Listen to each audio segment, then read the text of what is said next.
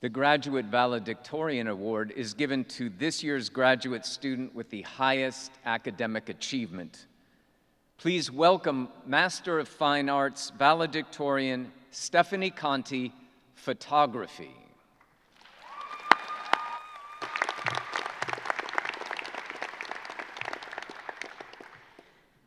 Good morning, Dr. Stevens, faculty, staff, and graduating class of 2023. I'm honored to be here today and to be part of this incredibly talented group of artists. A group of artists that I know have created their own definition of success. They have gone beyond grades and let their art speak for itself.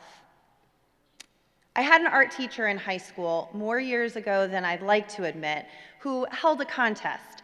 She would choose a few students to design and execute their creative freedom on her personal car until the entire thing was covered. She was quirky, incredibly passionate about the artistic endeavors of her students, true to her word, and even maybe a little bit crazy. After a few weeks, a group of us students were out, paintbrushes in hand, decorating the art teacher's car, a car that could never be confused with anyone else's again. That class, followed by several pottery, drawing, digital art, and most importantly, photography courses, became the foundation of my love for art. I wouldn't focus on one medium until my sons were born and I purchased my first digital camera. A slew of horribly composed and poorly lit images captured on automatic would follow until one day I decided to apply to the academy. When I started, I was just somebody's mom. I was just taking pictures. I didn't find myself as a real artist. I hadn't been to school in 5 years. I had no idea what to expect. I just wanted to learn more about this medium that I fell in love with, as I'm sure all of you can relate to. The beginning days were scary, somewhat intimidating, and if I'm honest, a bit overwhelming. That history photography class is a doozy. However, within just a few weeks, I was being challenged to think not only about my artistic voice, but to consider what I had to say, what I had to share with the world. Not only were my professors instilling in me the foundational instruction that I had signed up for, but they were inviting me to be part of this art community and telling me that my voice was important. I was not just the CEO of dishes and laundry. As long as I was creating with pride, I was an artist. They were calling me an artist, and in the semesters to come, a magical thing happened. I began to believe them.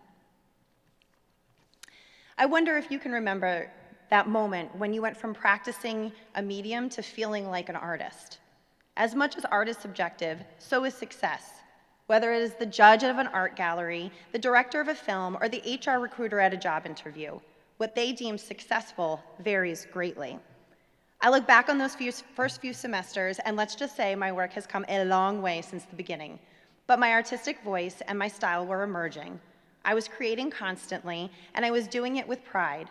I wasn't getting chosen for exhibitions, I wasn't selling artwork, but on my own terms, I was successful. And in turn, I was creating my own definition of success. So if we all define success differently, is there still a fundamental building block that we all share? I believe so, and I think that's pride. When my boys come home from school or a game disappointed, and with the outcome of a test or the numbers on a scoreboard, I always ask them one thing: did you do your best? Now, most times they roll their eyes and drag my name out, Mom, but I continue to ask. Because whether we are 8 or 89, the message is the same. Are you proud of what you have done? And if you are, aren't you successful? If we make our own rules and allow our work and dedication to our medium speak for itself, that becomes a level of success that no outside force can reach. It took me 6 years to complete my degree. Some may deem that unsuccessful, and I didn't do it in the typical 4-year span. But as you can guess, I disagree. As we walk across the stage today to receive our diplomas and enter the postgraduate unknown, remember to create your own definition of success. Do not let anyone else define it for you. Furthermore, continue to create. All of us in here are artists. We are all creative thinkers. We have this innate urge to play within our medium and share it to the world. As we depart, I want you all to remember that going forward, there are no grades, no final exams, and no due dates. Our prior measure of success becomes irrelevant. But if we have created an original thought and soulfully put our heart and sweat equity into our work, we can never actually fail. Winston Churchill once said, "Success is not final, Failure is not fatal. It is the courage to continue that counts. Understand that you're not going to win them all. Take criticism and turn it into personal drive.